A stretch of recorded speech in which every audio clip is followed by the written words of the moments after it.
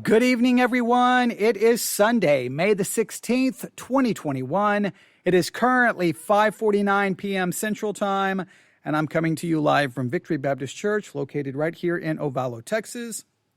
Once again, I'm here in front of the microphone, and once again, I'm here inside of an empty sanctuary. Yes, no in-person service tonight. I thought about coming out here earlier this afternoon and doing a couple of hours of live broadcasting, but it's just been one of those weeks where nothing has gone the way I've wanted it to. So it's been kind of a frustrating week, kind of an irritating week, but in spite of all of that, there was a part of me that said, you know what? I'm not even going to go back this afternoon. I'm just going to take the afternoon off. But I decided no. As it got later and later, I'm like, I have to do something. So I got in the car and here I am, and I'm going to try to hopefully, I'm going to try to turn your attention once again to Psalm chapter 4, which has been one of the most encouraging things that have happened over the past couple of weeks. And that is, I did a Bible study exercise, and what I have hoped for and asked for finally transpired. All right. People actually got involved and participated in the Bible study exercise, which was the perfect timing for that to occur in the midst of everything else going on. That was very encouraging. So we have been working on Psalm chapter 4. Thanks to Twyla, thanks to others who've participated. It's been an interesting study of Psalm chapter 4, and it's been interesting from this perspective. I think from this side of the microphone, in other words, here, the Theology Central podcast, from our side, me and the listeners of this program, we've been really trying to work through Psalm chapter 4, understand who is talking, to whom are they speaking, trying to understand what's going on. And I think we've tried to handle the text in a meaningful way and an accurate way. But then we started listening to sermons. I am losing my voice. To sermons. Yeah, I'm hitting puberty all of a sudden. We started listening to sermons on Psalm chapter 4. And, that's been quite, can we call it interesting? Can we call it kind of frustrating? Because their approach to the text has been like, we're not really worried about what the text actually says. We just want to use the text to have something to preach. And I know when I'm saying that would offend some people, but I guess what I mean by that is the sermons we've listened to, they haven't actually dealt with the words of the text. They're just like, look, here's some themes we can pull from it. In fact, what they basically did is like, let's turn to Psalm chapter 4 and read about ourselves. Let's turn to Psalm chapter 4 and read about us, because we all know that Psalm chapter 4 is about you and me. And it's like, wait a minute. I think it's a Psalm of David, and I think he's talking about a specific situation that we may not know. We may not know exactly what situation he's referring to, but he gives us enough information that we need to interpret what's going on with what's said and try to figure out who's talking and to whom are they speaking to, and try to understand it from that perspective. So I appreciate all of the listeners of this program who have participated, actually trying to handle the text. And what we're going to do is, I think this will be the last Bible study exercise in Psalm chapter 4, and we will conclude this one with listening to another sermon. But before we do that, if you have a Bible, grab it, Psalm chapter 4. Let me read the chapter one more time, Psalm chapter 4. I'm going to read it from the King James, Psalm chapter 4. And remember, the Bible that I have here in my hand does not have the chapter heading that you'll find in some Bibles, which basically says, I think, and I'm paraphrasing, to the chief musician on stringed instruments, a Psalm of David to the chief musician on stringed instruments, something along those lines. All right. Psalm chapter 4, 8 verses. So this is one of those chapters. It's just a great chapter to really do a lot of hermeneutical exercises, because it's very short, so it's easy to work on your outlining skills. It's very short, so it's easy to work on trying to understand the chapter in its fuller context. It's just a great chapter for a Bible study exercise. So Psalm chapter 4, let's go back to verse 1. Now, we've got another chapter coming up in the book of Psalms that's not going to be so easy, and I'm still trying to figure out how we're going to unpack that, but we'll wait for that later, right? Psalm chapter 4, verse 1. Psalm chapter 4, verse 1. Hear me when I call, O God. Okay, let me read this again. Psalm chapter 4, verse 1. Hear me when I call, O God of my righteousness. Thou hast enlarged me when I was in distress. Have mercy upon me and hear my prayer.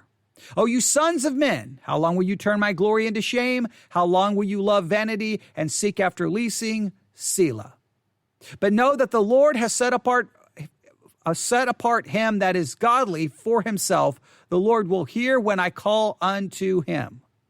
Verse 4. Stand in awe and sin not. Commune with your own heart upon your bed and be still. Selah. Verse 5. Offer the sacrifices of righteousness. Put your trust in the Lord. There be many that say, who will show us any good? Lord, lift thou up the light of thy countenance upon us. Thou hast put gladness in my heart, more in the time that their corn and their wine increase. I will both lay me down in peace and sleep, for thou, Lord, only makes me dwell in safety. There's Psalm chapter 4, verses 1 through 8. It's the word of the Lord.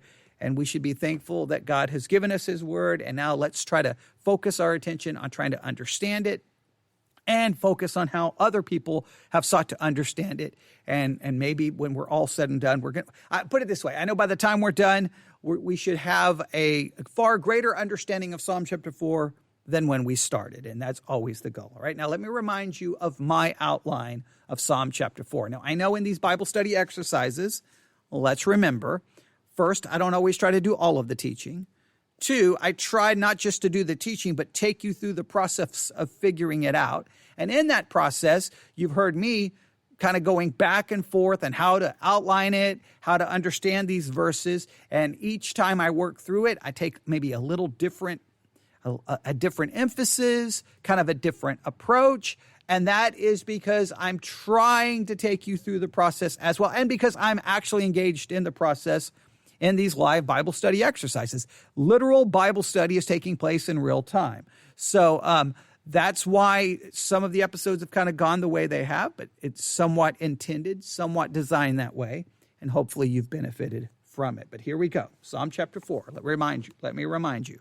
Psalm chapter 4, Psalm chapter 4, here's our outline. Number 1, David's plea, and that is found in verse 1. David pleads for 2 things. He pleads for God to hear him. Look at Psalm chapter 4, verse 1. Hear me when I call, O God of my righteousness. And look at the end of Psalm chapter 4, verse 1. And hear my prayer.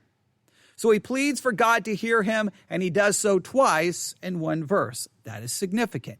David is obviously in some kind of distress. He's clearly something is going wrong. I mean, we obviously, he even refers to times of past distress. So something is going on. David is clearly having an issue here. There's something happening. And I will argue that he's in some form of distress, and he's pleading with God to hear him, and he's pleading with God for a second thing. Listen. So he's pleading for God to hear him. And the second thing, thou hast enlarged me when I was in distress. Have mercy upon me. He remembers what God has done for him in the past when he was in distress, and he wants God to have the mercy that he was shown in the past where God enlarged him in a time of distress to do the same for him in the present. So David pleads to God that God would hear him and that God would show past mercy, that the mercy demonstrated in the past, that it would show up in the present. Right? So 2 parts of his plea there. All right, the second thing we have in verse 2 is David's complaint. And this probably is gives us the key to what's causing David such distress. And the King James translates it, O ye sons of men. These sons of men, and quoting, I think some translations, in fact, let me just show you. Let me pull up every English translation here. Go back to verse 2.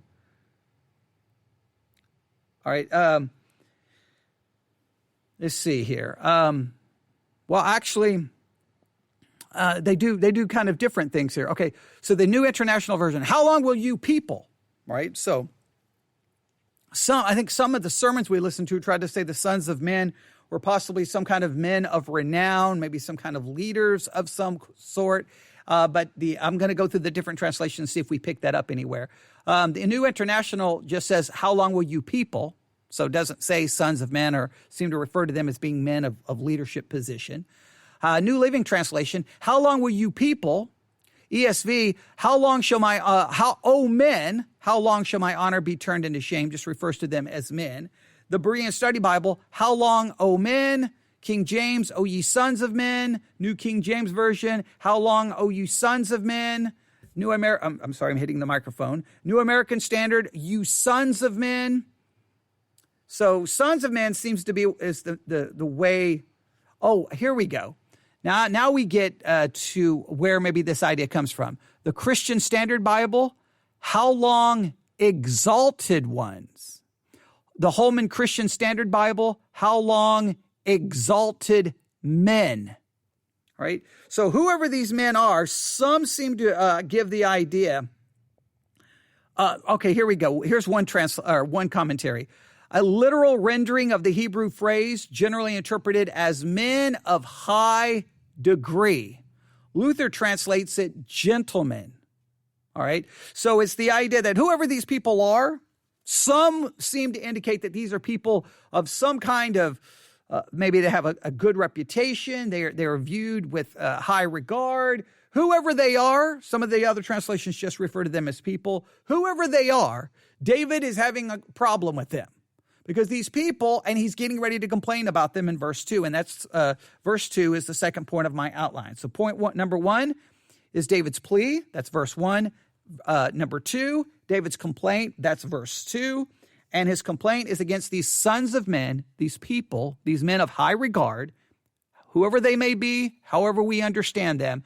They're doing 3 things to David, and he is complaining about it. Number 1, they're turning his glory into shame. They're trying to destroy his reputation. They're trying to hurt him, and David is upset about it. These people love vanity, and some would say that they love vanity. In other words, they love meaningless, empty words, and they're using these meaningless, empty words to attack David's character and reputation. And they seek after leasing. Most believe this is the idea of seeking after falsehood.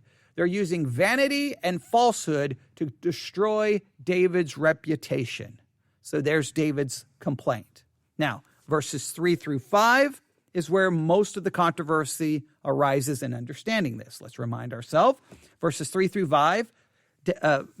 So let's go through this again. The first point in our outline, number 1, David's plea. Verse 1, he pleads for 2 things. Number 2, David's complaint. Verse 2, he has 3 complaints about the sons of men, or these people. The third point of our outline is David's message, verses 3 through 5. And the question, the interpretive question facing everyone is in verses 3 through 5, who is David talking to? Option 1, David is basically talking to himself. Option 2, he's talking to the sons of men. He has a message to the sons of men, but the way this is occurring, this is his message to the sons of men, but he's talking to God about it. And the reason I believe he has to be talking to God about it is because he just asked God to hear his prayer. So it would seem weird that he's already stopped praying. So I'm going to argue that the prayer continues. And verses 3 through 5 is David's message to the sons of men, but he wants this message. He's praying to God about what he's feeling and what he wants these people to know. Others will believe that in verses 3 through 5, David is just talking to himself. Now, what determines your understanding of this message will probably rely on the translation you use. Because in verses 3 through 5, some translations, or at least, in verses 3 through 5, there's at least one verse in that section that some translations use the plural. And if you understand it being plural, then clearly David is not speaking to himself, because David does not have multiple hearts. He only has one. So it would make no sense that he would refer to himself by talking about his multiple hearts. Doesn't make any sense. I will show you in just a second what I'm referring to. All right. So David's plea, David's complaint, now David's message. Start in verse 3. But no. Now who is David referring to? Either he wants the sons of men to know something, or David is trying to remind himself of something. if David is saying this to himself, he would already know it, but maybe he's just saying to himself, okay, know this. You got to know this. You got to remember this. So maybe David is talking to himself. You can go either way here. Verse 3. But know that the Lord hath set apart him that is godly for himself, that the Lord will hear when I call unto him. Now, if David is saying this to himself, then the way we interpret this is pretty straightforward.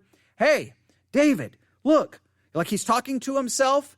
Look, these sons of men are doing all these things to you. You've got to remember that God has set you apart for himself and that he's going to hear your prayer. You've got to remember that. Or he could say, look, sons of men, I want the sons of men to know that God has set me apart. The godly, David is in a sense referring to himself, has set me apart for himself, and he is going to hear my prayer. He is going to hear my prayer. Why? Well, if we go back to verse 1, because he is a righteous God. So, hey, sons of men, you can out there be trying to destroy my reputation. You can be seeking, you can be loving vanity. You can be seeking after falsehood, but God has set me apart, and God is going to hear my prayer. Right? Now, again, that's either David talking to himself or David talking to the sons of men. But his message continues. Verse 4. Stand in awe, as the King James puts it. Others say tremble. Others say be angry. But whoever he's talking to, he's either telling himself, be angry, get angry about what they're doing, and sin not. Commune with your own heart upon your bed and be still. Now, if we go with this David talking to himself, once again, David is telling himself, okay, go ahead and get angry. Don't sin. I need to commune with my heart, okay, upon my bed, and I need to be still. Or he's telling the sons of men, hey, you go ahead and get angry, but don't sin. Commune with your own hearts and think about this and be still. Right? You can sit there and get upset about the fact that God has set me apart for himself and that God's going to hear my prayer. Go ahead and get angry, but you shouldn't sin. You should really think about this and you should be still. Now, how you understand verse 4 comes down to how do you understand how it should be translated. Let me explain.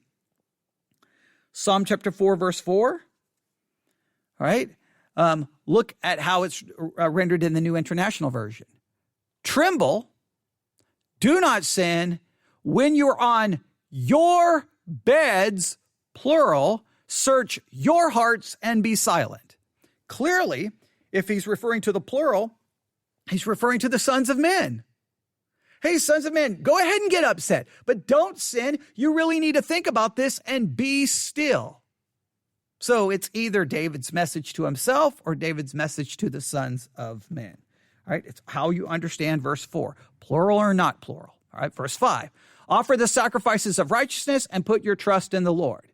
If verse 5 continues his message, either David is telling himself, hey, get upset, don't sin, think about this situation, be still, and then get up and offer your sacrifices and put your trust in the Lord. Or he's telling the sons of men, hey, after you've thought about this, you know what you need to do? Instead of doing all of these things to me, you need to remember the fact that God has set me apart for himself. He's going to hear my prayers. So you need to get up and offer sacrifices, and you need to put your trust in the Lord. So verses 3 through 5 is David's message, either to himself or to the sons of men. This brings us to verse 6 through 8. Verses 6 through 8, I'm calling this encouragement. Encouragement. David's encouragement. So we have David's plea, David's complaint, David's message. Plea, verse 1, David's complaint, verse 2, David's message, verses 3 through 5, David's encouragement, 6 through 8. And who is he encouraging? Well, there's a group of people here. Verse 6, there be many that say, who will show us any good? There's a group of people here who are looking around going, who's going to show us anything good? Who?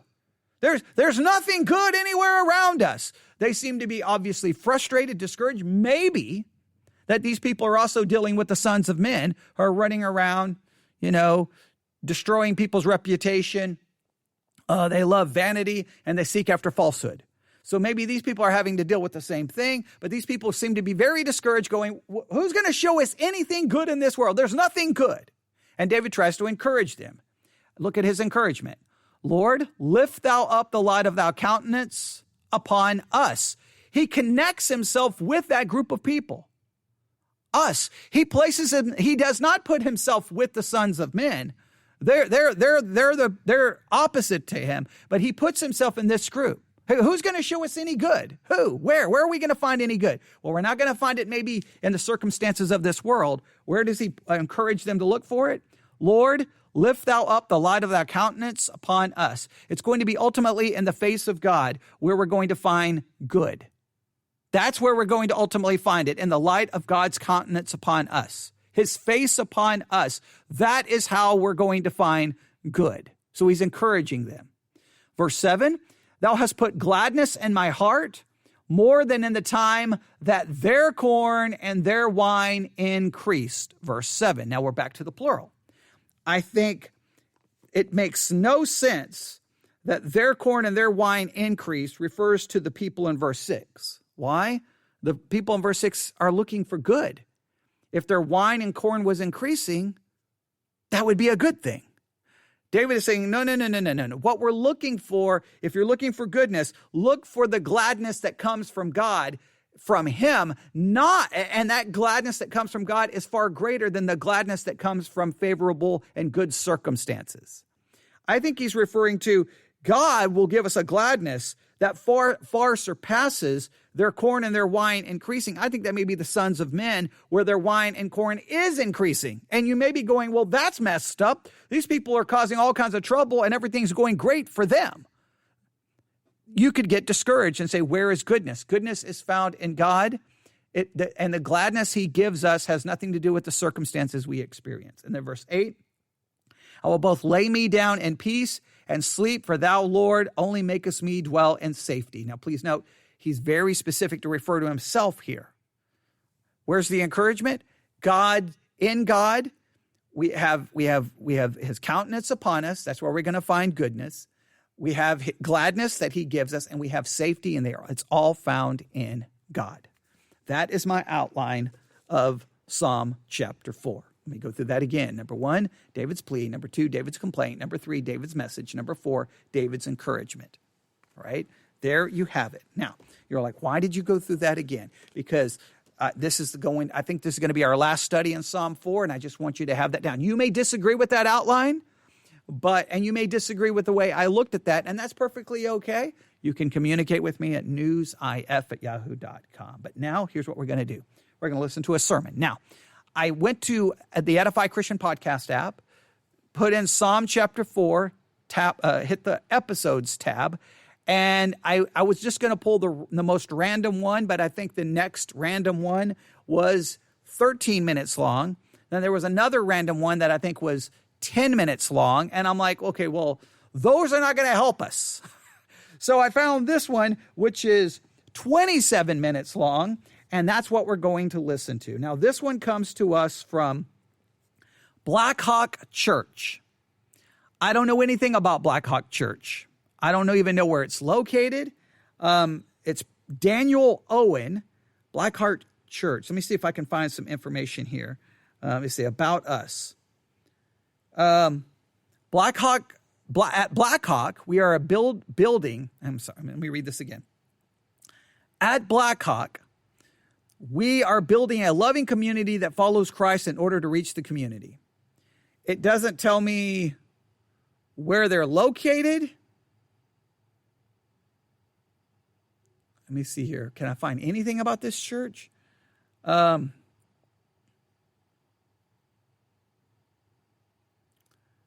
are they located? Let's see here.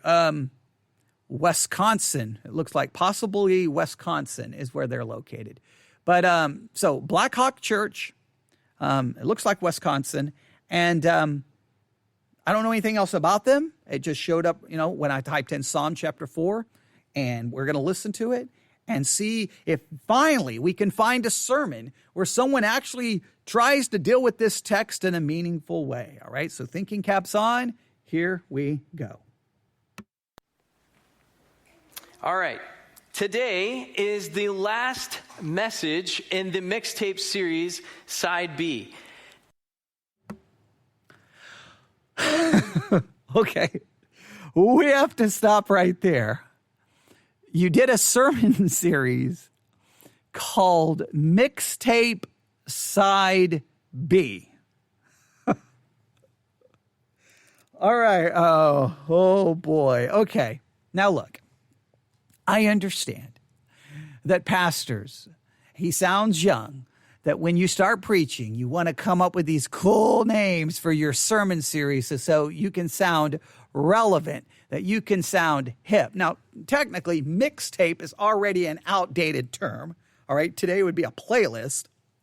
Wouldn't be a mixtape, but if you remember back in the good old days, you would have your cassette player, you'd put your cassette in, maybe you're going to record from another cassette, maybe from an LP, maybe even from a song on the radio, but you make a mixtape of all these different songs, and you may give it to a girl and say, hey, here's this mixtape, and it tells you how I feel, or it tells you something about me, whatever. And then she would give you a mixtape back, and you did this mixtape thing back and forth. All right.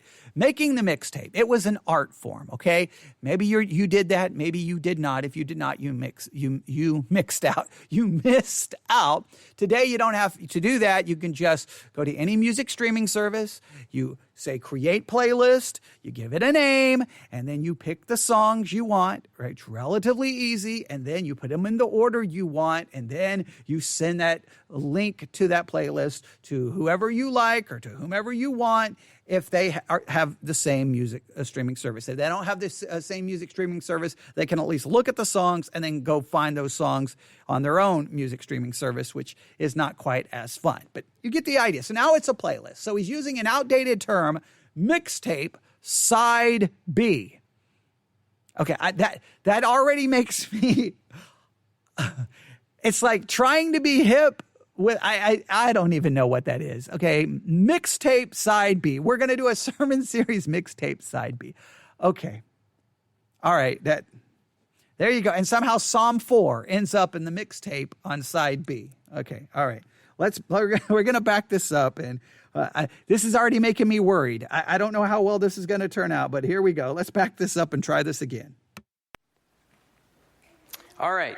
Today is the last message in the mixtape series, Side B.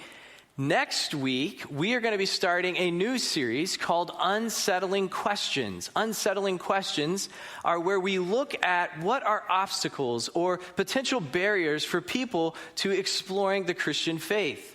It could also be questions where people who are in the church right now, it's actually prohibiting them from being able to grow. And so we want to talk about these questions. And so we want to make sure and invite you back next week. But now that's typical modern day church 101, where you have these series, you give them a name, and then you hype it up. Hey, coming in 2 weeks, coming in 3 weeks, this series, and you always say how important this series is going to be, and then you invite people back. It's like it's almost like trying to do a TV show. You got to give them that hook to bring them back. So the key in the modern church is short series, not long series.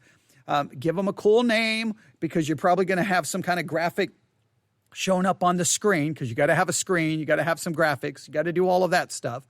Okay, and then it's, short series, and then start advertising for coming in 2 weeks. Usually you try to make it sound like this series, you have to be here for this series. It's going to change your life. It's going to be amazing. And then you get everyone hyped up. And before that excitement can die off, you move to the next series. And before that excitement can die off, you move to the next series. I don't obviously follow that, don't believe in that. I'm like, look, I'm here to preach God's word. I'm not here to give you cool little series to try to hype it up and do promotion to get you to come back. It's God's house. It's the church. You're supposed to be here if you claim to be a Christian. Show up and I'll teach you God's word. But I understand that that's the way it works, and that's probably why I would never be successful in anything within Christianity, because I don't follow their little templates. But okay, sounds like an interesting series, Unsettling Questions. I'd be interested to know what the questions are and how deep they really go in answering them. But I guarantee you, each question is going to get one message, and it's going to be like, here's this unsettling question. Here's the most simple, shallow answer known to man, because we got to move on, because we got to get done with this series in a couple of weeks so we can move on to another series, so that we can move on to another series, because we got to keep the train moving. We don't ever want to stop and drill down and really go deep, because you know how it would be for me. Here's unsettling question number 1. And 2027, we'll move to question number 2. Look how much time we've spent on Psalm 4, right? So I think you get how I would have approached it. All right, let's see what they're going to do with Psalm chapter 4. Today, we are going to look at our final psalm. And as many venues and at all sites, we have elementary students and college students in the room today. And we're so glad that you're here. For me and my family, we are going to have our first elementary student. My son, my oldest son, Caleb, is going to be going to kindergarten for the first time. A bit of a tearjerker for my wife and I. And my youngest will be going to preschool. Now, they're a little nervous about school, but one of the things that they really love is their backpack, all right? Their backpack. This is a picture of their backpack, all right? They are Paw Patrol fans, and they love being able to pick out this backpack and to wear it around. Now, they may be a little bit nervous about school, but they don't seem too camera shy. Look at these other modeling pictures that we have here. So we got this one, and then this next one. There's a little sassiness to it that I didn't know was quite there, but they are ready for the camera. They love their backpack. In fact, my youngest, he wanted to wear it all day the other day, and of course, we just let him. Why not? And so it's good. We're excited for them in this next transition, and they love that. But you as students, especially the students in the room, you know how important a good backpack is. I mean, you have to take your stuff from home to class and then back home again, and it's important to make sure that you have something you really like to carry around. For us as adults, it's really not that different. We need things to carry all the stuff from life in, right? We need those packs to take those with us. Today, I have my backpack on stage. I wanted to show you, this is really my office, all right? This is my office because as the Fitchburg pastor, since we don't have a building, I tend to meet people all over the place, and I need to take everything with me, and I absolutely love this backpack. I mean, I'm able to take my computer, books, and notes, and some other things. I want to show you a couple a little behind the curtain, some things that you need to see that pastors need. One of the key things that we always need is some deodorant, all right? Because, let me tell you, because when you're on the move, you never know. A pickup game of basketball could happen, and you just got to be ready for that. The other thing I always have is gum, because who wants to talk to a pastor with bad breath? That is just not going to work out. So I always have these in my pack, and I love my pack because it carries everything I really need. It goes with me everywhere. I take it from home to work to meetings. Okay. I'm trying. I'm working to go. How is Psalm 4 gonna fit in? Is Psalm 4 a backpack? I'm trying to figure out where the illustration is going. Now he's doing again a typical. He's doing what is necessary to be a good communicator, which is what makes me a bad communicator. Is I don't start my sermons usually with some little funny break. It's called breaking the ice, make everyone feel comfortable, get everyone relaxed, say something that's kind of interesting, get everyone's attention, and then you can bring them in. I just like, hey, we're on the Niagara Creed, part 27. Okay, what paragraph? Okay, hey, we're in Romans 8. Let's dig in. And so that makes me a poor communicator. And sometimes I wish I could fix it. It was just so not me to do what he's doing here. It's just so not. But maybe this is getting ready to be so brilliant that I'm going to be blown away. I'm going to be like, whoa, this is. He just took a backpack and made it relevant to Psalm chapter 4. So let's see. Is Psalm chapter 4 David's backpack?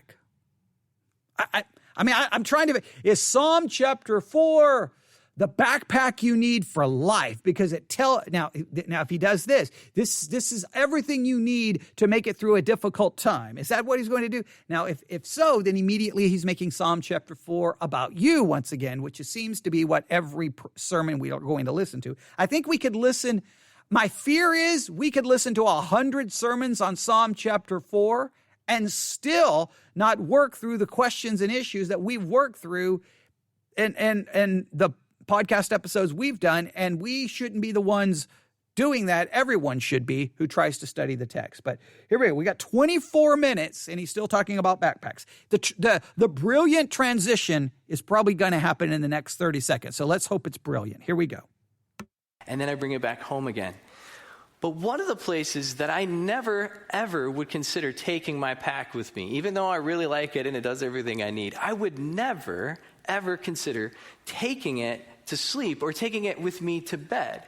I mean, I think we can all imagine how uncomfortable that would be, and the fact that it would weigh us down, it would not really work out, and then we would really not get any sleep if we tried taking that with us there. But there are things that we carry with us when we go to bed at night, aren't there? Okay. I should have seen it coming, because every sermon loves to emphasize this is a nighttime psalm. This is what you say before, this is something you need to do before you go to bed. It's all about going, they all want to make it about going to bed, going to sleep, going to bed, going to sleep, and really, because there is some connection with that, every pastor runs to the same theme. Like, here's the remedy to get here's the steps to getting a good night's sleep. That's what Psalm 4 was designed for.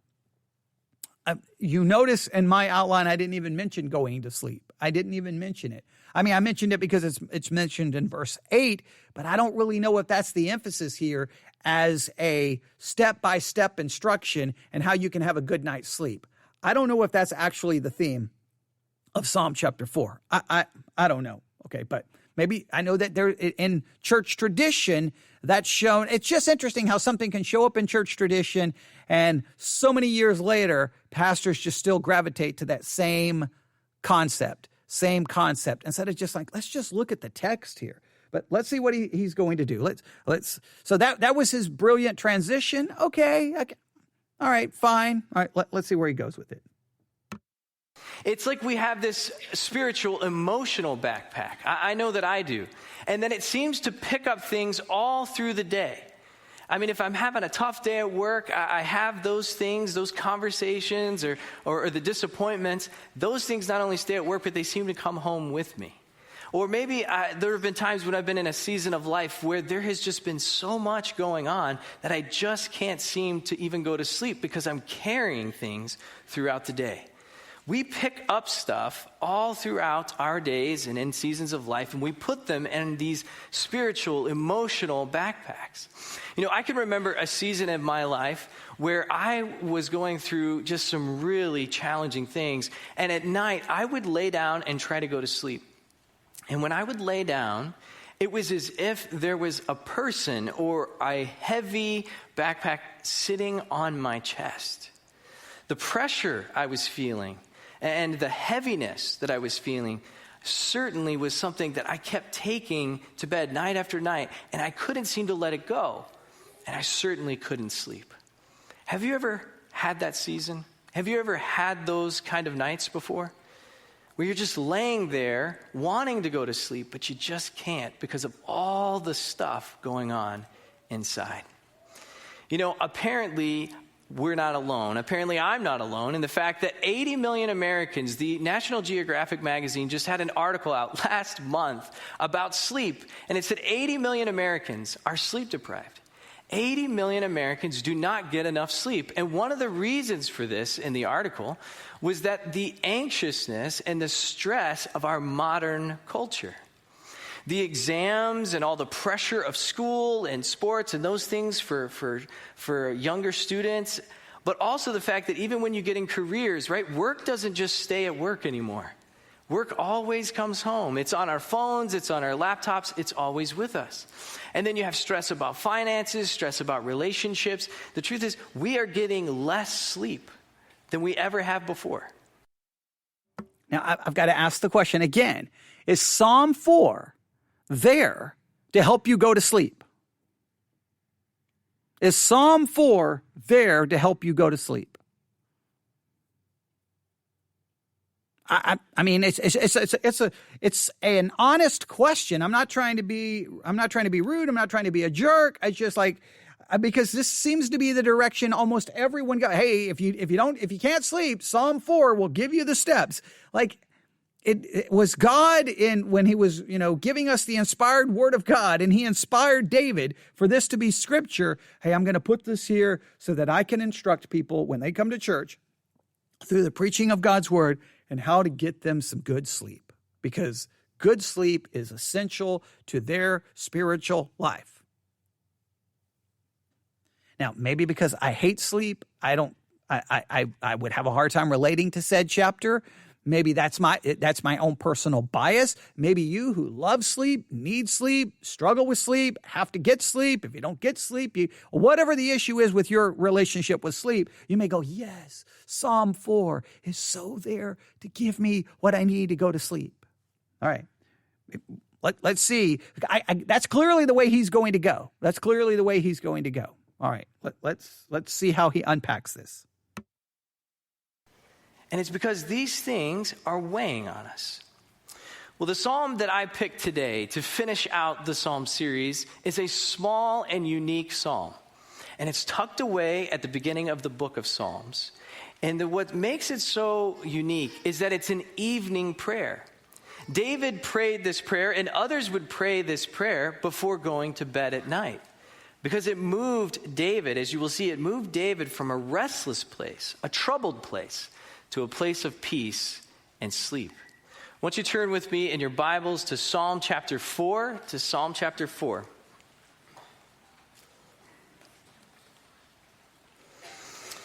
If you're like me and you use your iPad or your phone, feel free to do that as well. I'm going to be reading from this, and we'll also have it on the screens if you don't have it. But we're going to read the whole psalm, and then we'll look at it a bit closer as we go through it. Now remember, what are we listening for?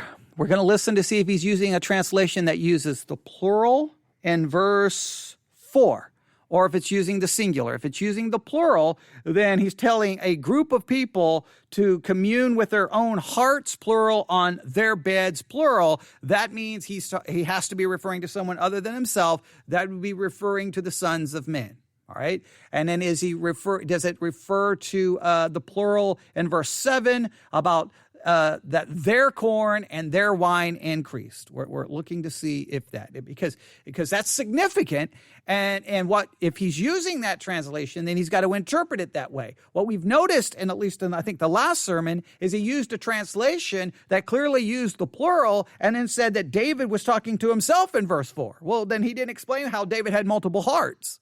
So, I mean, if you're going to read a translation and then you're going to preach the sermon, please exegete it and that's an agreement with your translation, or at least acknowledge that you disagree with the translation and then offer the interpretations consistent with what you believe how it should be translated.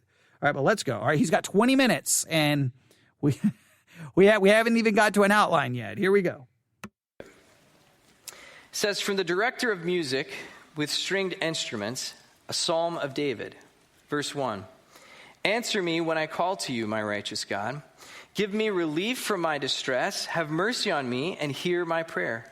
How long will you people turn my glory into shame? How long will you love delusions and seek lies? Know that the Lord has set apart his faithful servant for himself. The Lord hears when I call to him. Be angry and do not sin.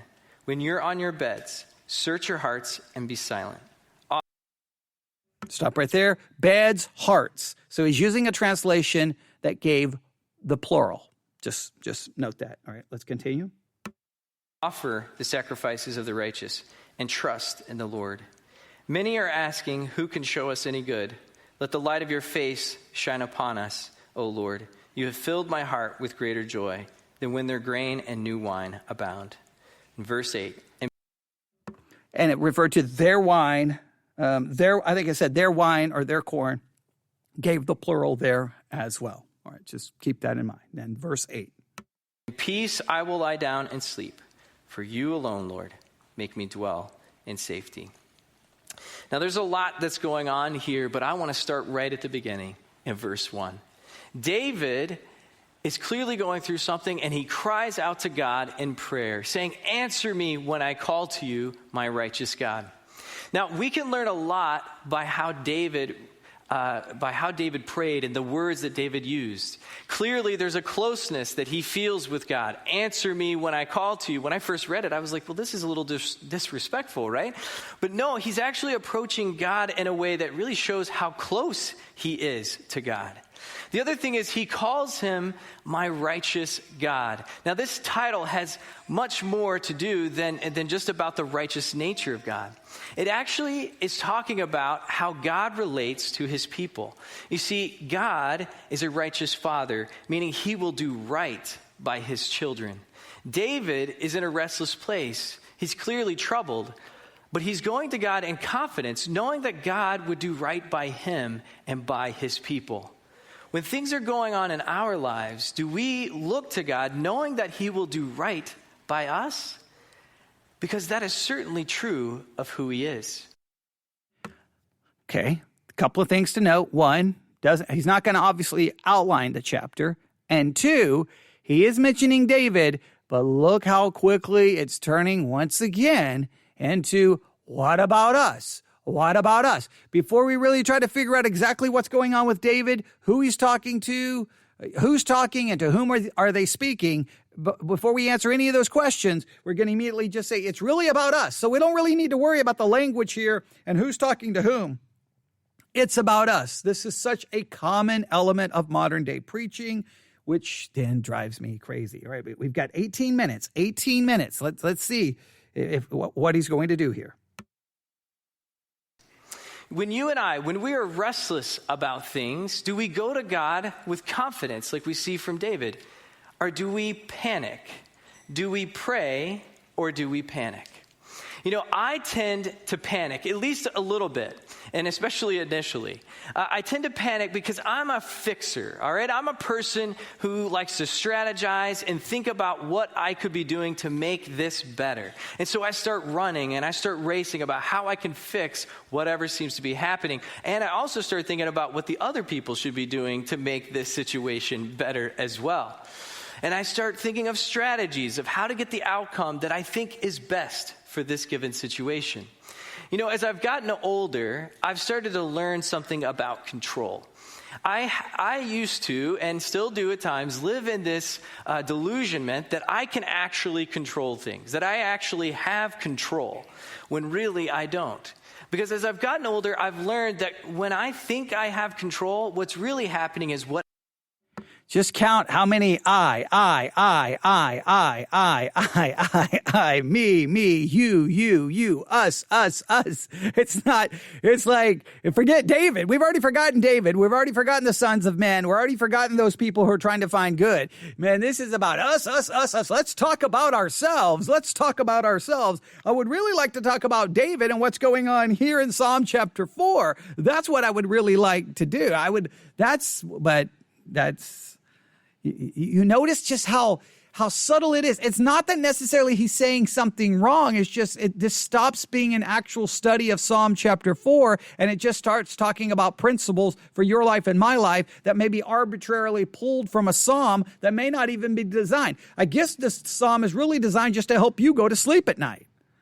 And I'm not sure that that's the design of this psalm. It may be used that way. It may have been used that way as an evening kind of situation, but what is that? What's the intended purpose of the psalm? What is really trying to be said based off the words that are used? All right, we're down to 17 minutes. Let's see if we can, I don't even know how much time he's going to have to get from verse 2 to 8. Let's see. Whatever that might be is actually controlling me. And I tend to run and race more and more in my mind. You see, when we panic, when something is happening in our lives, it may be natural, but it's certainly not helpful, is it? Prayer, on the other hand, is very helpful because prayer is a powerful tool. Often I think we go in prayer to God trying to do and get things. We're trying to get God to do what we think would be best, or we're trying to get God to give us what we think we need. But prayer isn't about doing and getting. Prayer is about being and becoming. Prayer is about being and becoming. Machines, technology, the age we live in right now, it's really good at doing and getting. I think about Spotify or Apple Music, some of these things that we have. They're great, right? You can pick a song you want, and then it plays it right away. And then if you get tired of that song, you can pick a different song that you want and just go on from there. It's really good at that. But machines and technology and the things we have today, the one thing they can't seem to get to is the heaviness in our souls. There's no machine, there's no technology that could take the weight off what's going on inside of us. There's no technology that can really give us that perspective, but prayer really can. Prayer opens us up to God and allows Him to work on what's going on inside. It allows Him to give us His will into our souls and into our bodies and our mind. You know, when we're stressed about things, if you're anything like me, the last thing that I need in my life is more to do and more to carry. In fact, when I'm really stressed and I need help, I actually need somebody to carry things I can't. You know, earlier I was talking about my backpack. One of the best things about this is that I can easily take it off. Or I can unzip it and I can take heavy things out of it and I can put them to the side. But how do we do that for our soul? Prayer is how we do that. Prayer is the tool that allows us to open up. And the things that we've picked up in the day or the things that we're carrying in that season, prayer is the way to invite God to help Him carry the things that we can't. So, I'm trying to get his thesis of this sermon. The thesis seems to be how to go to sleep at night. And the way we do this is through prayer, because prayer lets us, I guess, take everything out of our backpack. That's what we're doing. Now, he's got 14 minutes left, and he's still in verse 1. We still have no outline. And at this point, I still don't know verses 3 through 5 who David is referring to, and verse 6 through 8 are the sons are like, yeah, okay. So in other words, let me just go through this. This is what he's yet to identify. He's yet to give us an outline. He's yet to identify who David is referring to in verses 3 through 5. And he has yet to refer to or tell us who, when he refers to their corn and their wine, who he's referring to. He's yet to tell us any of that. And those are basic, and I want to make sure you realize this. Those are basic questions that any normal person reading the text would ask themselves. It's not like we're trying to find difficult things. These are common things. And if a pastor won't even deal with the common things in the text from the pulpit, then how are the people going to learn to deal with the common things in the passage from their own study? All right. What you do is you're teaching them that you don't have to answer those kinds of questions, which you actually are teaching people not to study their Bible, which is part of the problem of the American church and how we got into the mess that we have. But we won't go there. Here we go. So 14 minutes. Let's see if he at least gets to verse 2. Here we go. David prayed. He didn't panic. The other thing, real quick, before we move to the rest of the verses that I want to talk about is that I love how David prays. David prays in a way that's raw and in process, right? I mean, it's a little messy about how he starts off, and that's something that I can relate to. You know, long ago, I used to think that when I would go to God, that I needed to say the right thing, I needed to say it in the right way, maybe I need to have like a lower voice or something. But the truth is, what God really wants from us is sincerity. He wants honesty. And that's what we really need to do, is be honest with God. What's the point of trying to make it look better for Him? He really knows what it looks like already. And if we're being honest with God, that means we're probably being honest with ourselves. Prayer is a really powerful tool. And David used this in his life all throughout. That's why we have the book of Psalms.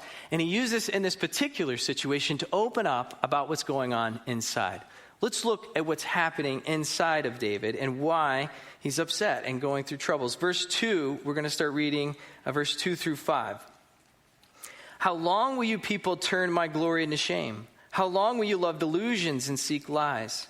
Know that the Lord has set apart his faithful servant for himself. The Lord hears when I call to him. Be angry and do not sin. When you're on your beds, search your hearts and be silent. Offer the sacrifices of the righteous and trust in the Lord. You know, David is clearly frustrated because there are people who are shaming and criticizing him. I can relate to that. That makes sense. When I hear critical thoughts, that is really hard for me. What makes this text a little difficult for us as the reader is that we don't know specifically why they're upset with him. That's never really stated in the psalm at all. And even scholars and commentaries, they all disagree about what it could be. The other thing that's a little challenging about this text is that is the fact that David is praying in the first verse, and then now he seems to be talking to people. And then in verse 6 through 8, he actually goes back and he's talking to God. So what is really going on here?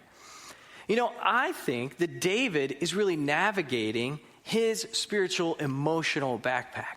I have this kind of image of David laying down at night, praying, but also running through these conversations in his mind.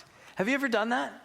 I have certainly done that. I have laid down at night, I'm looking at the ceiling, and I'm having conversations, and I'm working things out because I'm trying to figure out what is the right next step for me. I think he's contemplating what he should say and how he should go about it. All right, now there.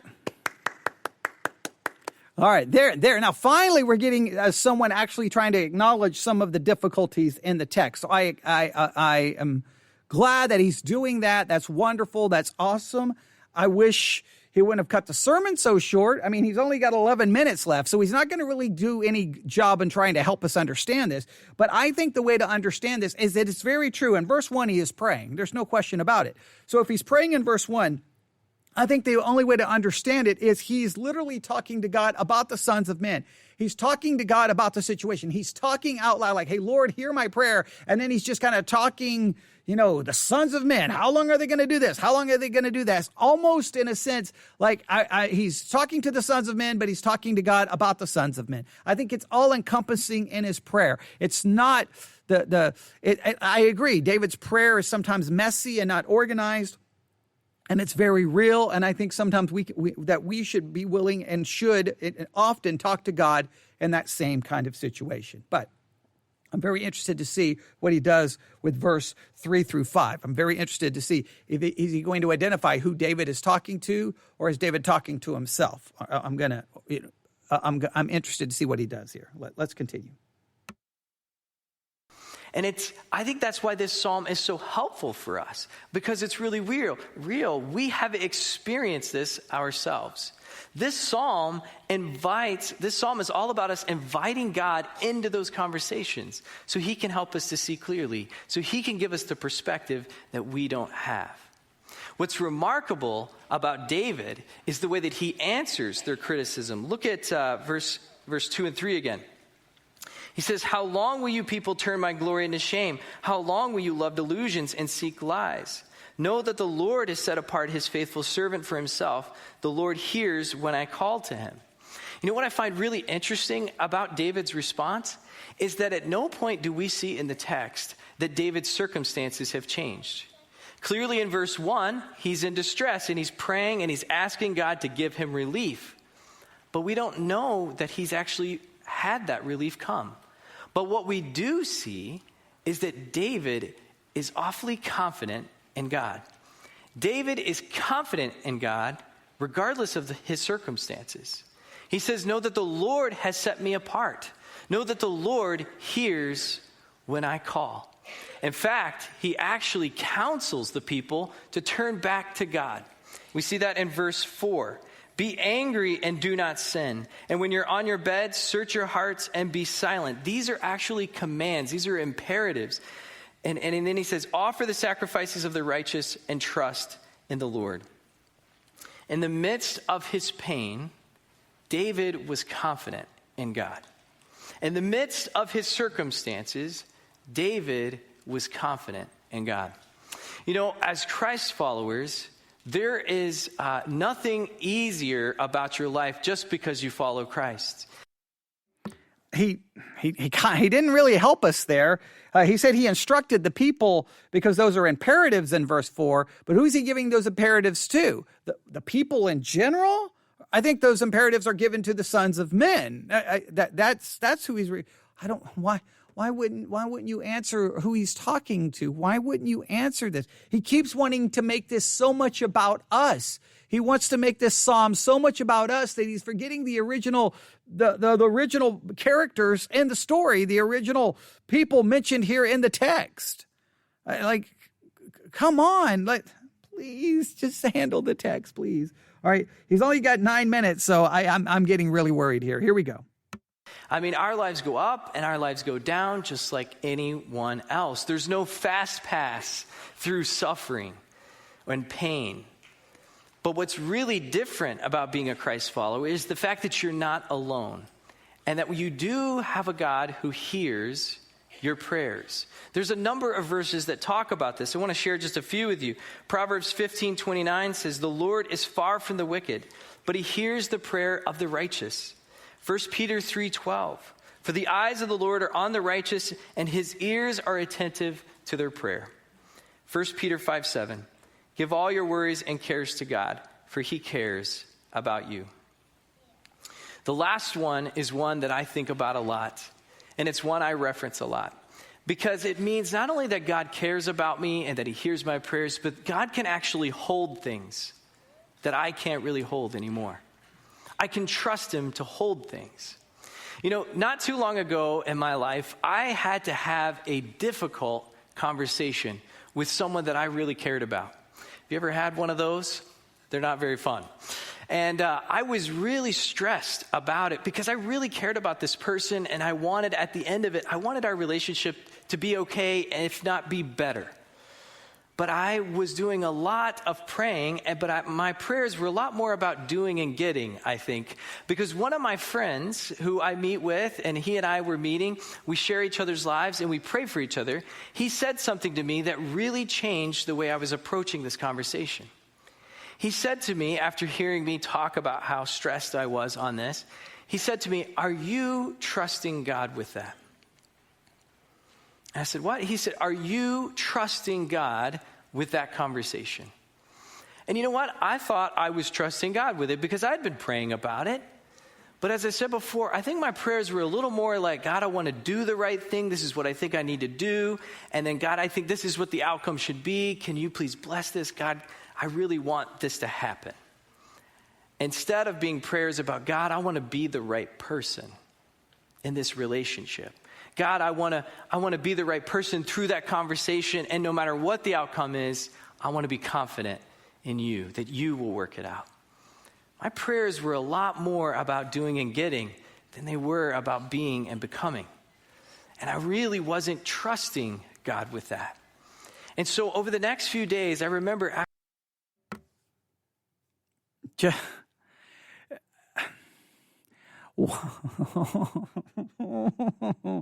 Oh man, I mean, I guess it's great, all the personal illustrations, but it's just like he still hasn't helped us really know what's going on in the psalm.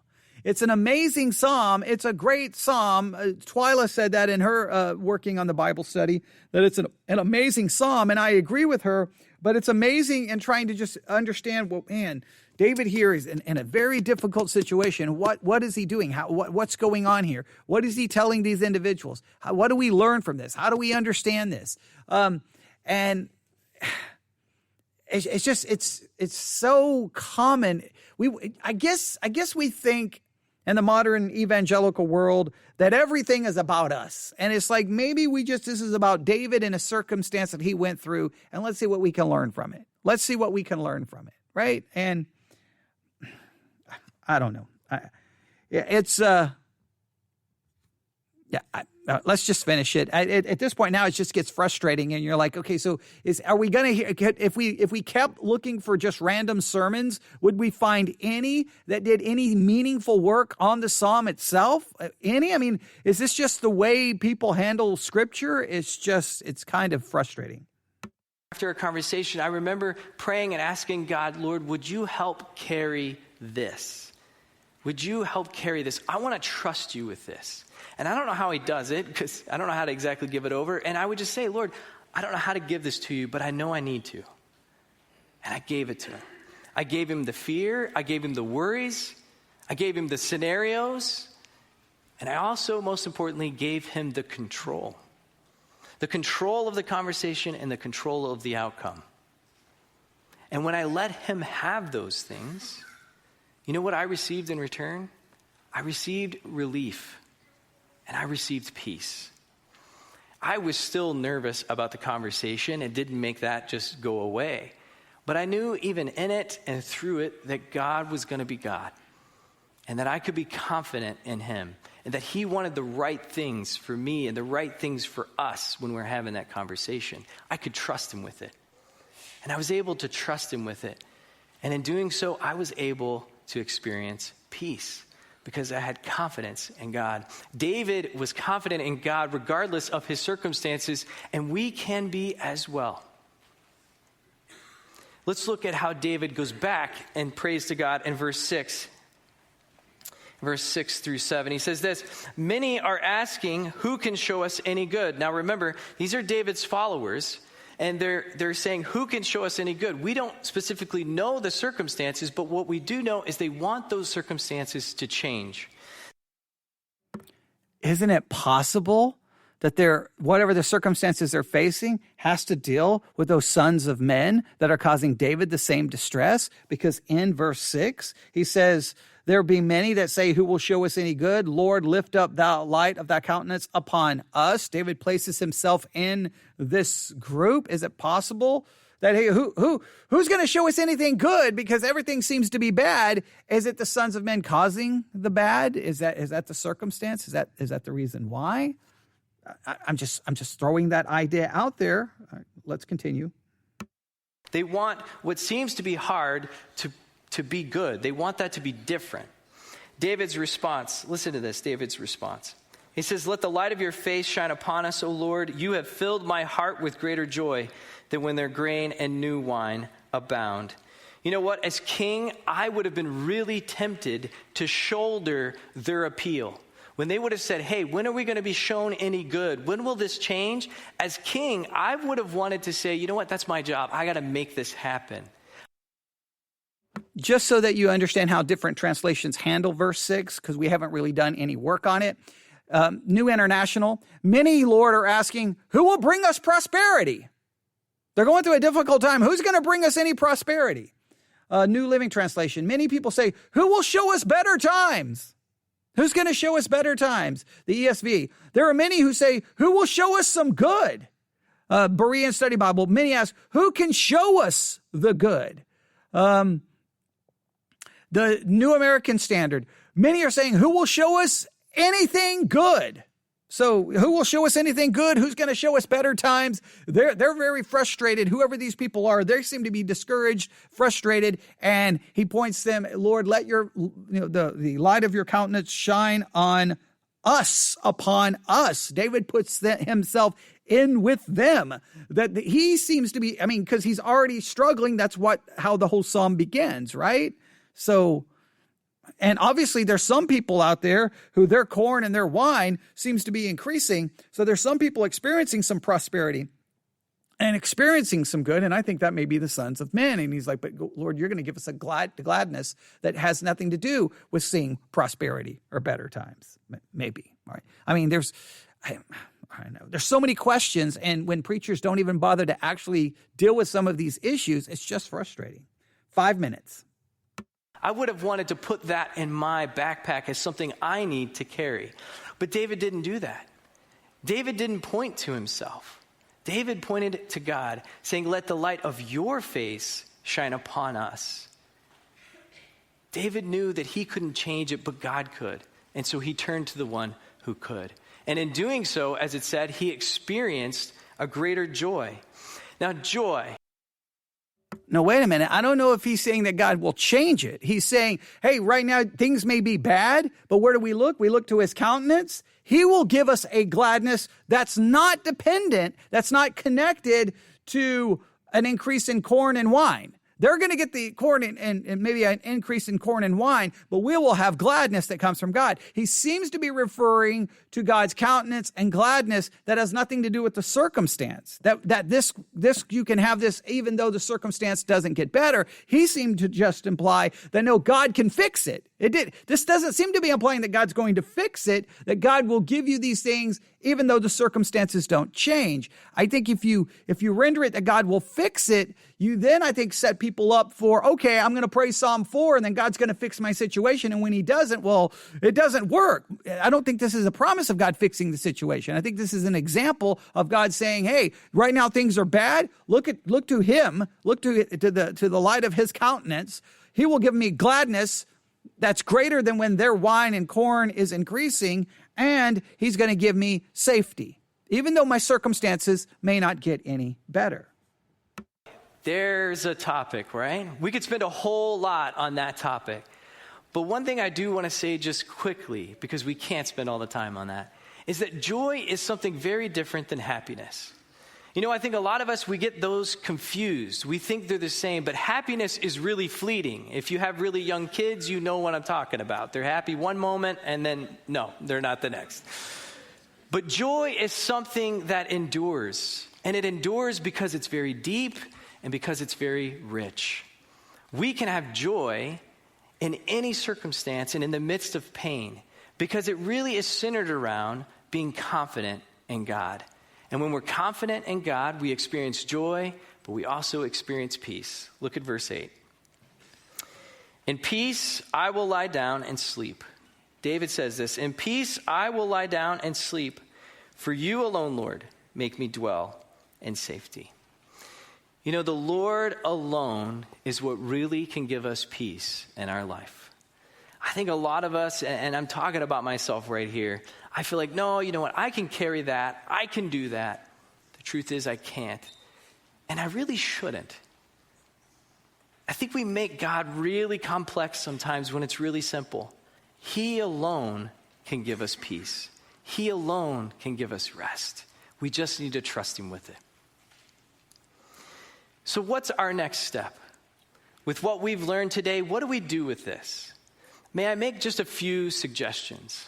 First off, it's an evening prayer. So what about tonight, or maybe sometime this week, you take this prayer and you read it before you go to bed. Just like David, just like these people would do. They would read this before going to bed. And let these words be the last things you think about before you go to sleep. First of all, I don't know who would have been reading it at that time because I don't know if anyone would have actually had the text in their hand. So I don't know anybody would have been reading it. Bibles didn't get placed in people's hands too much later. So they may have memorized it. They may have sung it as a song. I don't know if they would have been reading it. I don't think they would have had the text in their hand. Just a historical correction. But okay, yes, you can read it at night, I guess. Hey, read it at night. I mean, you can let me know how that helps you go to sleep, I guess. I don't know. Okay, whatever. Okay. I don't know. I don't know if, since we didn't actually even study the actual text here in any meaningful way, I don't know how this is going to help anyone. I think somebody will go home at night and read it and go, okay, I feel better. I think, maybe. I mean, I don't really know who David was talking to and what was going on, but I feel better now because I read Psalm 4. All right, here we go. Now, as a pastor, I also know that every week and every Sunday, we all come to church carrying a whole lot of things. Some of you are carrying past hurts. Some of you are carrying past guilt, and you're still carrying these things along. And yet all of you would love to just simply take them off and let them go. The best part about knowing who God is and being a Christ follower is that he can carry the things that we can't and that we shouldn't carry. And so I want to encourage you, maybe take 10 minutes this week, write down the things that you are carrying that you just don't want to carry anymore. Maybe it's anxiety about starting school or going to a new class. Maybe it's something happening at work. Or as I said before, maybe it's something in the past you just haven't let go. We are not supposed to carry all of this. God is the one who carries it with us. He can really do things. He can really do something about what's going on inside. That emotional backpack that we carry, we don't have to carry anymore. This psalm tells us that. This psalm calls us to be confident in God irregardless of our circumstances, and that he alone can give us the peace we really need. Is this psalm doing what he's saying? I mean, preachers always come along and say, this is what this chapter is doing. This is what this scripture is doing. This is what this scripture is teaching. And sometimes you have to say, is that really what it's teaching? It's giving us an example of what David did in a time of great distress. He asked God to hear him. He asked God for past mercy to be made present in the present. He gave his complaint to God. Hey, these people are out there doing these things to me. He has a message possibly to the people that are causing him all the problems. And then he gives some encouragement to the people. Can we learn something in all of that? Possibly, but I don't know if the text is telling us to do what he just told us to do. You can tell me if you agree or disagree. All right, here we go. We're almost done. Let's pray. Actually, that's the end. All right. So the end. All right. Then the rest is prayer. So it's not even actually a full 27 minutes long. He's got his prayers over a minute. So it's probably like a 26, 25 minute. Actually, by the time you cut out all of that backpack illustration, I think that lasted 3 or 4 minutes. It's probably about a 20-minute teaching on the actual psalm. And he didn't answer so many questions. He alluded to some of the issues in the text, but he didn't bother to try to answer it. He didn't exegete it. He didn't expound it. He didn't do anything with it. Yet he tried to tell you that it told you all of those things. Psalm chapter 4, what a great example of what modern day preaching does with it. And it's just... And we see that over and over and over with chapter after chapter in the Bible. And that's why you've got to learn to handle the text for yourself. Even when look, that's the thing I want you to realize about modern day preaching. Sometimes it's not that they say something wrong. It's what they don't say. It's what they don't do with the text. It's how they ignore the text. They don't actually study the text. They don't actually try to find the actual meaning of the text. They may not say anything heretical, but they're not saying anything actually derived from the text they didn't really teach you the text. So you didn't actually study the Bible. You just got a little, psychology 101 and how to deal with stress and get a good night's sleep. Not actually figuring out what in the world was going on in Psalm chapter 4. Even though nothing that may have been said was heretical, was it actually a teaching on Psalm chapter 4? That is the kind of thing you have to learn to listen for when you listen to preaching. All right, I'll stop right there. You can email me all of your thoughts or disagreements or your struggle with Psalm 4 and what you found in it, or ask any questions by emailing me at newsif@yahoo.com, newsif@yahoo.com. That's newsif@yahoo.com. All right, I'm going to stop right there. Everyone have a great night. God bless.